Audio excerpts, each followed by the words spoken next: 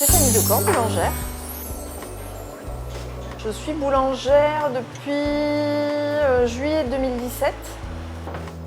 J'ai fait plutôt des stages et j'ai un peu bossé à droite à gauche, mais il n'y avait pas vraiment de poste à l'époque. Il y avait encore beaucoup moins de boulangeries bio à Marseille. Moi, la formation ne me suffisait pas, donc j'ai voulu continuer un peu à me former. Et voyant que justement, il n'y avait pas de poste à pourvoir, je me suis dit, bon, bah, il faut que je me lance.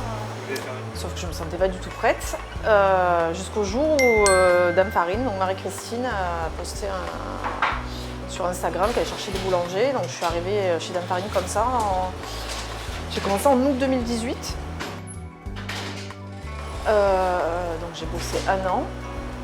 Ensuite j'ai dû m'arrêter pour des raisons de santé.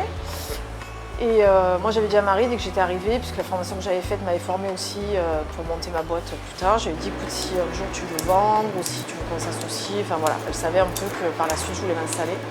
Et c'était en mai de cette année, avril, mai, je sais plus. Elle m'envoie un message en me disant Steph, je vends la boulangerie. Donc avec Steph, mon mari, on s'est dit bon ben c'est le moment, c'est l'occasion. Bon après ça faisait un moment que ça mûrissait qu'on voulait monter le projet. Et on s'est dit, bon, ben voilà, il faut qu'on aille voir les banques, voir si c'est faisable, quoi. Alors on est parti dans l'aventure et ça a mis un peu de temps, ça a été un peu compliqué, mais on y est arrivé. On est là. J'ai travaillé 3 ans au Mouvement français pour le planning familial. Donc ça c'était hyper intéressant, hyper riche, vraiment chouette. Et après j'ai bossé 10 ans en tant qu'éduc. C'est ma belle-mère en fait qui m'a parlé de l'école de l'EIDB. C'est l'école internationale de boulangerie, qui est à Noyers-sur-Jabron, qui est un tout petit village perché en une montagne à côté de Sisteron, et c'est un lieu magique. J'ai vu cette école, je me suis renseignée, bon, il y avait une liste d'attente, etc. Mais j'ai eu une place en fait en avril 2017, et donc j'ai foncé. Je suis partie 3 mois faire l'école. Je trouve que ce qui est hyper valorisant dans tous ces métiers artisanaux, c'est un peu le résultat immédiat qu'on a de notre travail, quoi.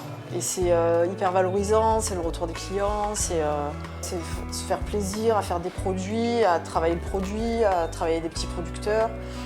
Et oui, ce résultat qu'on a de voir le pain qui lève dans le four, je trouve ça génial. Et après, voilà, de vendre ses produits, de voir que les gens sont ravis, sont contents et de faire des bons produits, quoi.